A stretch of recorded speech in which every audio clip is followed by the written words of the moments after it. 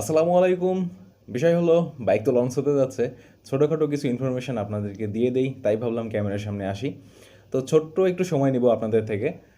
আশা করি ট্রেলারটা আপনারা সবাই দেখছেন, এবং ট্রেলারে যেটা দেখছেন যে হচ্ছে ট্র্যাকশন কন্ট্রোল দেওয়া আছে। আমার যতদূর মনে হয়েছে যে R15M এই এডিশনে হচ্ছে ট্র্যাকশন কন্ট্রোল এবং যে কুইক শিফটার এই দুটো ফিচার্স দেওয়া হবে, এবং নর্মাল যে রেসিং ব্লু এটাতেও দেওয়া হবে।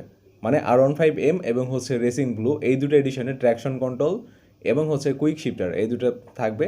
তার সাথে সবগুলো ভেরিয়েন্টে আপনার অ্যাসিস্ট স্লিপার ক্লাস যেটা আগে ছিল সেটা তো থাকতেছেই। আরেকটা বিষয় হচ্ছে মিসিং লাগতেছে রে ভাই, মিটার কনসোলটা। R1 থেকে ইন্সপায়ার্ড হয়েছে ঠিক আছে, কালারফুল দিতে কি হয়েছিল ভাই, জাস্ট একটু কমতি থেকে গেল রে ভাই, একটু কমতি থেকে গেল, অস্থির লাগতেছে না?